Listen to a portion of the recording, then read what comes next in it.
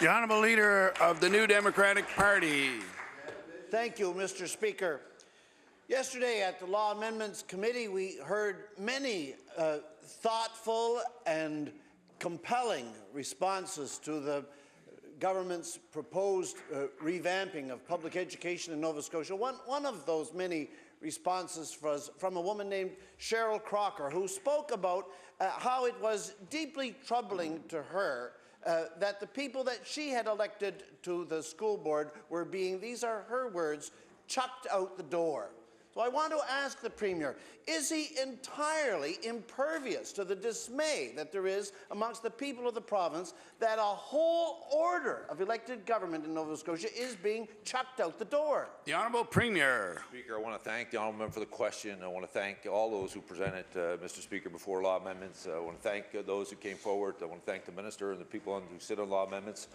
All of those who actually voted for the amendment that was put before that. I want to thank the Democratic Party for recognizing that we should put the amendment forward that we voted for. I also want to remind the Honourable Member, though, that he knows that school boards across this province on 5 different occasions, Mr. Speaker, have been completely removed by all levels of government, all governments in this House, Mr. Speaker. Quite frankly, for all kinds of different reasons, what we have created is an administrative model that reflects the reality of today, and we're looking forward to getting on with ensuring that we continue to transform the education system that is responsive to the needs of the individual communities and empowers teachers and administrators to deliver the quality education that our families deserve. The Honourable Leader of the New Democratic Party. Thank you, Mr. Speaker.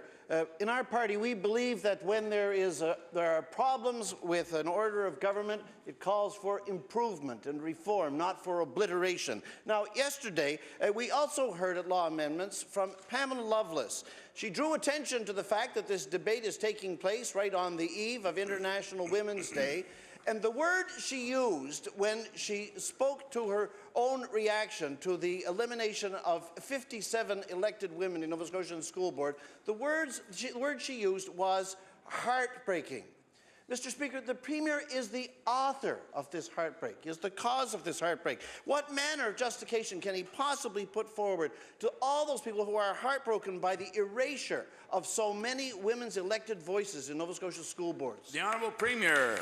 Mr. Speaker, I want to thank the Honourable Member for the question. I want to remind the Honourable Member that when he was in government and his party was in government, Mr. Speaker, they dismissed an entire school board across the province. They replaced it with one person on the South Shore, Mr. Speaker. They had other issues where they had to send someone into particular school boards.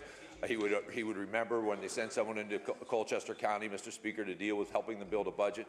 The reality of it is, Mr. Speaker, what we've done is created a structure that we believe reflects the reality of today, an administrative model that works for the people of this province. And I want to tell the Honourable Member and the person who was making the presentation that this government takes its responsibility serious when it comes to gender equality. That's why we, Mr. Speaker, have ensured that we have gender parity on the provincial family court benches in this province. It's why we had the opportunity to continue as a government to ensure that the seniors level of the government reflect gender equality, unlike that group of people, Mr. Speaker, who say one thing, quite frankly, when they have an opportunity, do the exact opposite. The Honourable Leader of the New Democratic Party. Mr. Speaker, all I know is that what was being discussed were 57 positions which exist today and which, by the intention of this government, will not exist very shortly. Now, we heard also yesterday from Principal Pat Savage. One of the things he said, very interesting, was that in his evaluation of governments, a core matter he judges is what does that government do to advance the democracy of our province? Does it advance people's participation? Does it advance the meaningfulness of people's participation? Mr. Speaker, this Premier is taking all of our elected school board positions and replacing them with 12 appointed ones. So here's the question. What else can we conclude but that this government is diminishing, undermining, rendering smaller and weaker the democratic system of our province? The Honourable Premier. Mr. Speaker, what you conclude, Mr. Speaker, is that the Democratic Party is okay with the status quo.